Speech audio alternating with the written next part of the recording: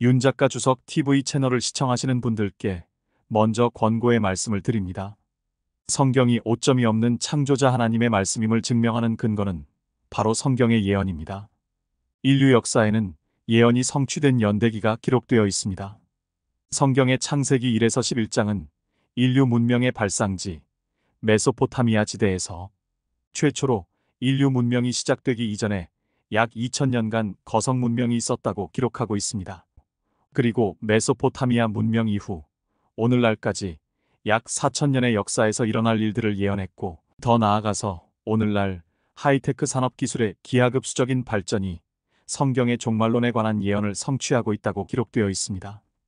요한계시록은 성경 전체의 예언들이 성취되는 연대기의 순서를 알려주는 책으로 성경과 인류 역사 전체를 이해하는 틀을 제공합니다. 그러므로 요한계시록을 공부하는 것은 성경과 인류 역사와 도래할 인류의 미래까지도 이해할 수 있어 매우 중요합니다. 계시록 1장 3절을 보면 성경에서 계시록은 공부하는 자에게 축복을 약속하는 유일한 책입니다. 요한계시록을 이해하기 위해서 구약 성경의 예언 중에 성취된 예언과 아직 성취되지 않은 예언에 관한 사전 지식이 필요합니다. 성경적 진리 1에서 7편까지의 영상에 계시록을 이해하기 위한 사전 지식을 요약해 놓았기 때문에 먼저 보시기를 권고합니다. 요한계시록 주석 15에서는 정전, 블랙아웃, 엘리야의 귀환, 제3성전 등 대환난전의 사건으로 언급되었지만 현재로서는 순차적으로 순서를 정할 수 없는 다른 종말전 사건들에 대해 논의할 것입니다. 1948년 5월 14일에 이스라엘 국가가 재건되었지만 예루살렘은 아랍인의 통제하에 있었습니다. 1967년 6.1 전쟁이 제3성전이 재건될 것이라는 예언의 성취를 위한 무대가 되었는데, 당시까지 성전구역은 아랍인의 통제하에 있었습니다. 6.1 전쟁 기간에 성전구역은 유대인의 통제하에 떨어졌습니다.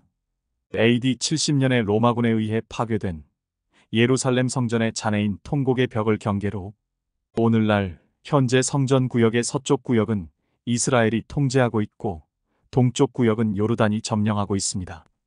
동쪽 구역에는 이슬람의 창시자 마호메트가 죽지 않고 하늘로 올라갔다는 바위 위에 무슬림의 제2의 성지 바위돔이 세워져 있습니다. 현재 이 시각에도 이스라엘이 성전을 재건하려는 노력은 많은 소문에도 불구하고 전혀 이루어지지 않고 있습니다. 6.1 전쟁은 적어도 성전 재건을 가능하게 만들었으며, 이러한 가능성은 AD 70년에 성전이 파괴된 이후 거의 2000년 만에 처음으로 존재합니다. 예언의 연대기에서 제3성전은 환란 전이나 환란 전반에 재건되어야 환란 중반에 멸망에 가증한 것, 사탄이 거룩한 곳, 즉 성전에 설 것이라는 다니엘 9장 27절, 12장 11절, 마태복음 24장 15에서 16절, 데살로니가 후서 2장 3에서 4절의 예언이 성취됩니다. 이 예언이 성취되어야 아마겟돈 전쟁으로 이어지고 예수 그리스도의 지상 재림에 관한 예언이 성취됩니다. 5장. 그 외 대환란전 사건들. 종말전 사건으로 언급된 사건 중 일부는 시간 순서대로 배치할 수 있지만 다른 사건들은 발생하기 전까지는 그렇게 배치할 수 없습니다. 그 중 하나가 휴거인데 이에 대해서는 다음 장에서 다룰 것입니다. 이 장에서는 현재로서는 순차적으로 순서를 정할 수 없는 다른 종말전 사건들에 대해 다룰 것입니다. A. 정전, 블랙아웃. 1. 교회 시대 마지막 날과 환난을 포함한 마지막 시기에 성경은 5가지 정전이 일어날 것이라고 말합니다. 정전이란 태양, 달, 별의 빛이 갑자기 소멸되어 지구가 이러한 광원으로부터 빛을 전혀 받지 못하고 완전한 어둠 속에 있는 것을 의미합니다. 출애굽기 10장 21에서 23절에 묘사된 대로 10가지 재앙 중 하나에 해당하는 이집트 정전과 비슷합니다. 여호와께서 모세에게 이르시되 하늘을 향해 손을 뻗어 이집트 땅에 어둠이 임하게 하라. 곧 캄캄한 어둠이 임하게 하라. 모세가 하늘을 향하여 손을 뻗치니 이집트 온 땅에 사흘 동안 흑암이 짙게 끼어 서로 보지 못하고 사흘 동안 제자리에서 일어나는 자가 없었으나 이스라엘의 모든 유다 자손은 그들의 집에 빛이 있었더라. 이러한 정전의 또 다른 예는 마태복음 27장 45절에 나오는 예수님의 십자가 처형 중에 일어났습니다. 제6시에서 제9시까지 어두움이 온 땅을 덮었더라. 이 5번의 정전 중 첫 번째 정전은 요엘 2장 31절에 환난전에 일어날 것으로 분명히 예언되어 있습니다. 여호와의 크고 두려운 날이 오기 전에 해가 어둠으로 변하고 달이 피로 변하리라. 다시 말하지만 여호와의 날이라는 용어가 사용되면 이는 항상 환난을 상징하는 호칭입니다. 첫 번째 정전은 그 전에 일어날 것입니다. 따라서 환난 전 어느 시점에 이러한 전 세계적인 정전 중 하나가 발생할 것입니다. 엘리야의 귀환. 환난 전에 일어날 것으로 분명히 예언된 또 다른 사건은 말라기 4장 5에서 6절에 나오는 엘리야의 귀환입니다. 보라, 여호와의 크고 두려운 날이 오기 전에 내가 선지자 엘리야를 너희에게 보내리라. 그가 아비의 마음을 자녀에게로 돌이키게 하고 자녀의 마음을 그들의 아비에게로 돌이키게 하리니 이는 내가 와서 저주로 땅을 치지 않게 하려 함이라. 5절은 엘리야의 귀환이 여호와의 날, 즉 환난전에 올 것임을 정확히 지적합니다. 6절은 엘리야가 귀환했을 때 유대인 가족 재결합 계획이라는 엘리야 사역의 본질을 설명합니다. 수세기 동안 강건했던 유대인 가족 단위는 이 마지막 날에 분류되기 시작했으며 예언의 말씀에 따르면 계속해서 분류될 것입니다. 엘리야의 사역은 메시아의 재림을 준비하기 위해 이러한 통합을 회복하는 것입니다. 엘리야와 침례인 요한의 관계에 대해 많은 혼란이 있습니다. 엘리야의 귀환은 메시아의 초림 이전에 약속된 적이 없다는 점을 명심해야 합니다. 엘리야는 메시아의 재림과 환난 이전에만 오겠다고 약속되었습니다. 그러나 말라키 30일에서 메시아의 초림 전에 선구자가 예언되었습니다. 보라, 내가 내 사자를 보내리니 그가 내 앞에서 길을 예비하리라. 너희가 찾는 여호와께서 호련히 자기 성전에 오시리니 너희가 사모하는 언약의 사자가 오시리라. 만군의 여호와가 말하노라. 이사야 40장 3에서 5절에서도 메시아의 초림 전에 선구자가 오실 것을 예언했습니다. 광야에서 외치는 자의 소리가 있어 너희는 여호와의 길을 예비하라. 사막을 평탄하게 하여 우리 하나님을 위해 대로를 만들라. 모든 골짜기가 높아지며 모든 산과 언덕이 낮아지며 고르지 않은 곳이 평탄하게 되며 험한 곳이 평지가 되리라. 여호와의 영광이 드러날 것이며 모든 육체가 함께 그것을 보리니 이는 여호와의 입이 이를 말씀하였음이라. 마태복음 3장 1에서 6절에 명시된 대로 침례인 요한은 이 구절의 성취자가 분명합니다. 그 무렵에 침례인 요한이 와서 유대 광야에서 전파하여 말하기를 너희는 회개하라. 천국이 가까이 왔느니라고 하니 이 사람은 선지자 이사야가 말한 그 사람이라. 말하기를 광야에서 외치는 자의 음성이 있어 너희는 주의 길을 예비하고 그들의 길들을 곧게 하라고 하는도다 하였더라.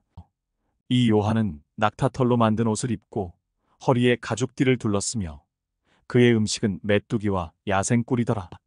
그때 예루살렘과 온 유대와 요단강 주위의 모든 지역에서 그에게 나아와 자기들의 죄를 고백하고 요단강에서 그에게 침례를 받더라.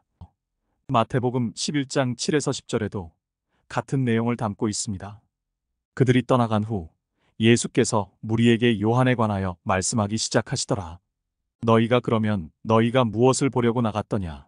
바람에 흔들리는 갈대더냐? 아니면 너희가 무엇을 보려고 나갔더냐? 부드러운 옷을 입은 사람이더냐? 보라, 부드러운 옷을 입은 사람들은 왕궁에 있느니라. 그러면 너희가 무엇을 보려고 나갔더냐? 선지자더냐? 그렇다. 내가 너희에게 말하노니 선지자보다 더 훌륭한 사람이니라. 이것이 그에 관하여 기록된 것이니 보라, 내가 나의 사자를 내 면전에 보내노니 그가 내 앞서 너의 길을 예비하리라 하였느니라. 요한복음 1장 23절도 마찬가지입니다. 그가 말하기를 나는 선지자 이사야가 말한 것처럼 주의 길을 곧게 하라고 광야에서 외치는 자의 음성이라고 하더라. 그러나 침례인 요한은 메시아의 초림 이전에 선구자에 관한 예언을 성취했지만 재림 이전에 약속된 엘리야는 아니었습니다. 이는 모든 관련 구절을 고려할 때 분명해집니다. 이 질문과 관련된 한 가지 중요한 구절은 요한복음 1장 19에서 23절에서 찾을 수 있습니다. 또 이것이 요한의 증거라. 유대인들이 예루살렘에서 제사장들과 레위인들을 보내어 그에게 묻기를 내가 누구냐 하였더니 요한이 시인하고 부인하지 아니하였으니 시인하기를 나는 그리스도가 아니라고 하더라. 그들이 묻기를 그러면 내가 무엇이냐 내가 엘리야냐고 하니 그가 말하기를 나는 아니라고 하자 그러면 내가 그 선지자냐고 하니 그가 대답하기를 아니라고 하더라. 그러므로 그들이 그에게 말하기를 내가 누구냐 우리를 보낸 자들에게 가서 답변하게 하라. 너는 내 자신을 무엇이라고 하느냐고 하니 그가 말하기를 나는 선지자 이사야가 말한 것처럼 주의 길을 곧게 하라고 광야에서 외치는 자의 음성이라고 하더라. 이 구절에서 침례인 요한은 자신이 엘리야가 아님을 분명히 밝히고 있습니다. 자신이 엘리야라고 주장한 적이 없으며 질문을 받았을 때 이를 부인했습니다. 단지 이사야 예언의 성취자라고 주장했을 뿐입니다. 다음 구절은 마태복음 17장 9에서 13절에 있습니다. 그 후 그들이 산에서 내려갈 때에 예수께서 그들에게 당부하여 말씀하시기를 인자가 죽은 자들로부터 다시 살아날 때까지는 아무에게도 그 광경을 말하지 말라 하시니라. 주의 제자들이 주께 물어 말씀드리기를 어찌하여 서기관들은 엘리야가 먼저 와야 한다고 말하나이까? 라고 하니 예수께서 그들에게 대답하여 말씀하시기를 과연 엘리야가 먼저 와서 모든 것을 회복할 것이라. 그러나 내가 너희에게 말하노니 엘리야가 이미 왔으나 사람들이 그를 알아보지 못하고 그들 마음대로 대하였도다. 이와 같이 인자도 그들에게 고난을 받으리라 하시더라. 그때서야 제자들은 주께서 자기들에게 침례인 요한에 관하여 말씀하신 것임을 깨닫더라. 엘리야가 오는 것에 관한 제자들의 질문에 대한 대답으로 메시아는 우선 미래 시제로 엘리야가 실제로 만물을 회복하기 위해 올 것이라고 말하며 이는 말라키 4장 6절에 언급된 사역에 대한 강한 암시입니다. 그러나 이것은 초림이 아니라 재림과 관련된 약속이었습니다. 따라서 엘리야는 아직 회복의 사역을 하기 위해 와서는 안 됩니다. 이 단계에서 제자들이 혼란스러워한 것은 그들이 아직 메시아의 두 번 오심을 이해하지 못했고 그 당시에도 여전히 메시아가 왕국을 세울 것으로 기대했기 때문입니다. 마가복음 9장 9에서 13절의 병행 구절은 엘리야가 초림 전에 와서 만물을 회복했다면 초림의 고난에 대한 모든 예언이 성취되지 않았을 것이라는 점을 덧붙입니다. 엘리야는 실제로 먼저 올 것이지만 초림이 아니라 재림 전에 먼저 올 것입니다. 침례인 요한은 엘리야가 성취해야 할 회복의 사역을 성취하지 못했습니다. 그러나 메시아는 어떤 의미에서 침례인 요한이 엘리야였다고 덧붙입니다. 어떤 의미에서인가? 다른 두 구절이 이에 대한 답을 제시합니다. 첫 번째는 마태복음 11장 11에서 14절에 있습니다. 진실로 너희에게 말하노니 여자에게서 태어난 자 중에 침례인 요한보다 큰 사람이 나지 아니하였으니 하늘의 왕국에서는 지극히 작은 자가 그보다 크니라. 침례인 요한 시대부터 지금까지 하늘의 왕국은 폭력을 당하고 폭력을 행사하는 사람들이 강제로 그것을 차지하느니라. 요한 때까지 모든 선지자와 율법이 예언한 것이라. 너희가 받을 의향만 있다면 오기로 약속된 엘리야가 바로 그 사람이라. 이 말씀을 이해하려면 메시아가 왕국의 기쁜 소식을 전파하고 있다는 점에 주목해야 합니다.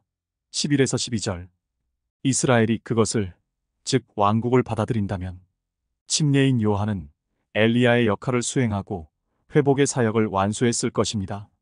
그러나 왕국은 거부되었고 따라서 침례인 요한은 엘리야의 역할을 수행하지 않았기 때문에 엘리야는 언젠가는 회복의 사역을 이루기 위해 귀환해야 합니다.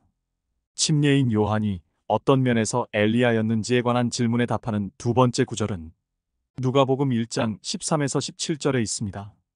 그 천사가 그에게 말하기를 사카라야 두려워 말라. 너의 기도가 상달되어 내 아내 엘리사벳이 내게 아들을 낳아주리니 그의 이름을 요한이라 하라. 너는 기뻐하고 즐거워할 것이요 또 많은 사람이 그의 출생을 기뻐하리라.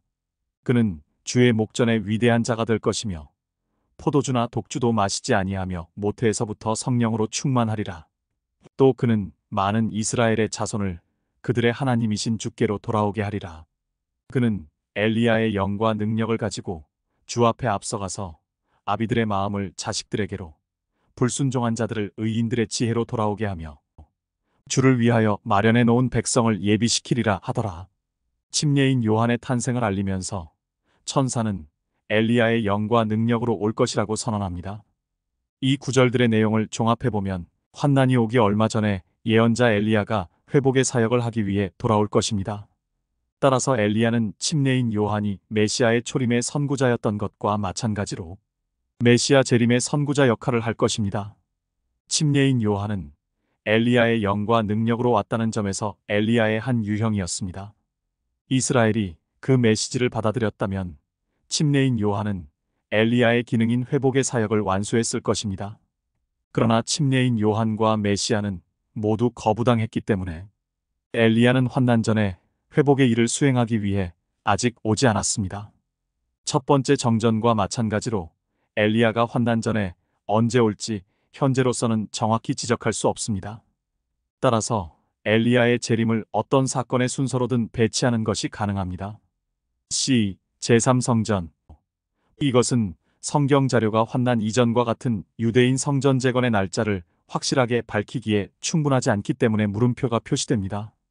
환난 성전은 성경의 네 구절에 언급되어 있습니다. 첫 번째는 다니엘 9장 27절에 있습니다. 그가 많은 사람과 더불어 한 주 동안 굳은 언약을 확정하고 그 주의 중간에 그가 희생제와 예물을 금지시킬 것이요 그는 가증함을 확산시킴으로 황폐케 하리니 진멸할 때까지 할 것이며 정해진 것이 황폐케 한 자에게 쏟아지리라. 두 번째 구절은 마태복음 24장 15절입니다. 그러므로 너희가 선지자 다니엘을 통하여 말씀하신 멸망에 가증한 것이 거룩한 곳에 선 것을 보리니 읽는 자는 깨달으라. 세 번째 구절은 데살로니가 후서 2장 3에서 4절에 있습니다. 아무도 어떤 모양으로든지 너희를 미혹하지 못하게 하라. 이는 먼저 배교하는 일이 이르지 않고 또 그 죄의 사람 곧 멸망의 아들이 나타나지 않고서는 그날이 오지 아니함이라. 그는 대적하는 자며 또 하나님이라 불리는 모든 것과 숭배받는 대상 위에 자신을 높여 하나님처럼 보여 자신을 하나님이라 하느니라. 네 번째 구절은 요한계시록 11장 1에서 2절에 있습니다. 또 내게 지팡이 같은 갈대를 주며 그 천사가 서서 말하기를 일어나서 하나님의 성전과 제단과 그 안에서 경배하는 자들을 측량하라. 그러나 성전 밖에 있는 뜰은 남겨두고 측량하지 말라.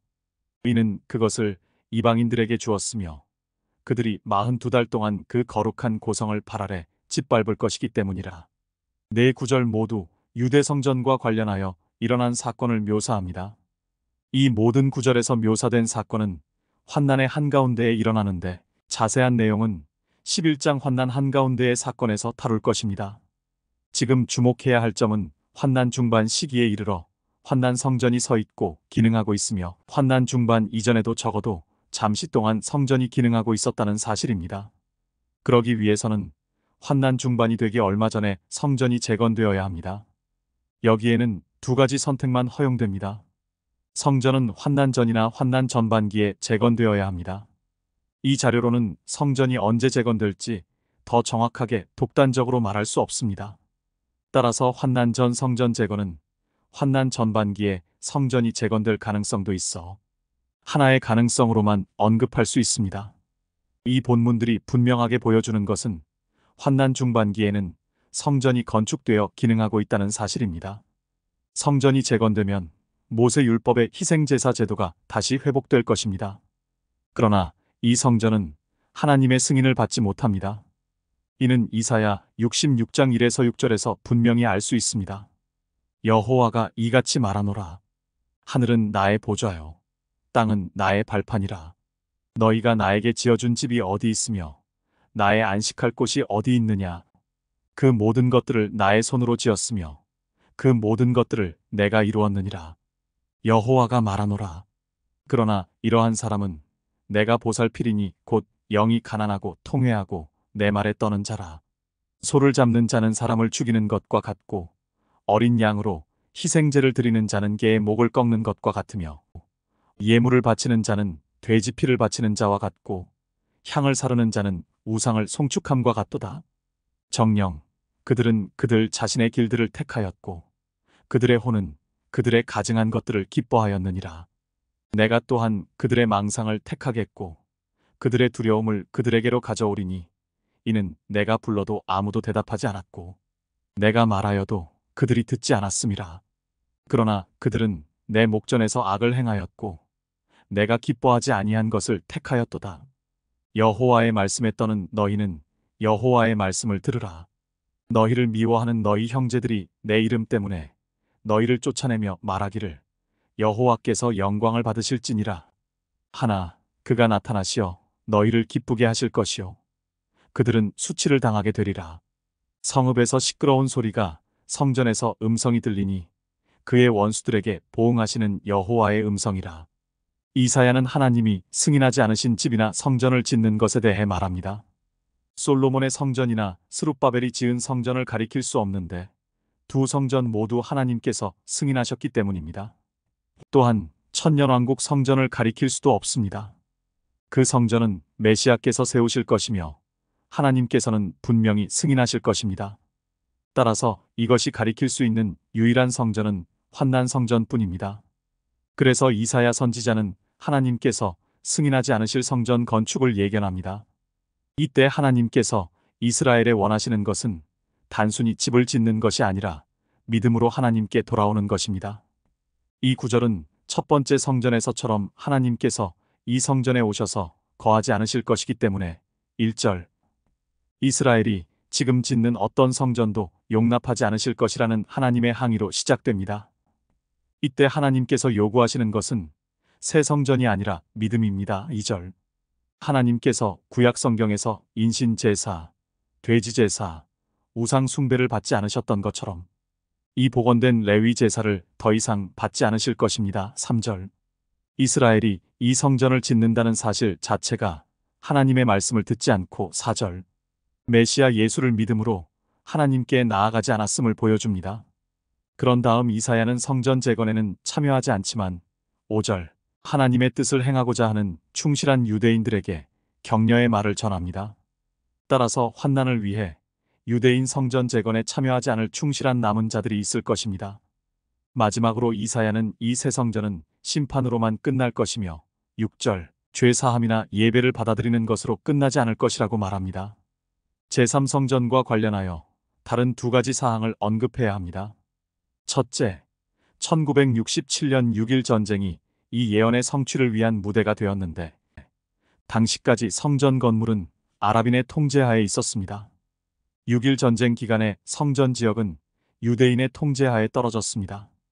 이 글을 쓰는 현재 성전을 재건하려는 노력은 많은 소문에도 불구하고 전혀 이루어지지 않고 있습니다. 6.1 전쟁은 적어도 성전 재건을 가능하게 만들었으며 이러한 가능성은 수세기 만에 처음으로 존재합니다. 제3성전에 대해 주목해야 할 두 번째 사항은 레위 지파에 관한 것입니다. 레위 지파는 모세 율법에 따라 성전을 돌보고 희생제를 지낼 수 있도록 허용된 유일한 지파였습니다. 흥미로운 점은 AD 70년에 기록이 소실된 이후 다른 11개 지파는 모두 지파의 정체성을 잃었지만 레위 지파는 그렇지 않았다는 점입니다. 유대인은 레위 지파의 일원이 아닌 한 자신이 어느 지파의 후손인지 알 수 없습니다. 레위 지파는 정체성을 유지해왔습니다. 레위, 레비, 레빈, 레빈, 레벤탈, 레빈슨, 코헨 및 기타 유사한 이름을 가진 유대인은 레위 지파의 구성원입니다. 제사를 드리는 것이 목적이기 때문에 레위 지파만 중요합니다. 다른 지파의 구성원이 누구인지 아는 것은 중요하지 않고 레위 지파가 누구인지 아는 것은 매우 중요하며 레위 지파는 알려져 있습니다. 따라서 모든 면에서 성전이 재건될 무대가 마련되어 있으며 환난 전에 성전이 재건될 가능성이 있습니다. 그렇지 않다면 환난의 첫 번째 3년 반에 성전이 재건될 것이 분명하며 환난 중반에는 성전이 건축되어 기능을 발휘하고 잠시 운영되어야 합니다. 성전 재건과 관련된 모든 질문에는 모슬렘의 바위돔에 관한 질문이 등장합니다. 바위돔은 성전 구역에 있으며 아마도 이전 두 성전의 옛 성전 자리에 있을 것입니다. 일부의 의견에 따르면 바위돔은 언젠가는 철거되어야 할 것입니다. 다른 의견으로는 성전 구역에 바위돔을 허물지 않고도 유대인 성전을 재건할 수 있는 충분한 공간이 있다는 의견도 있습니다. 최근 몇 년 동안 제기된 새로운 이론은 아랍인들이 예루살렘을 되찾으려는 노력을 포기하고 단순히 바위의 돔을 더 나은 지역으로 옮길 것이라는 것입니다.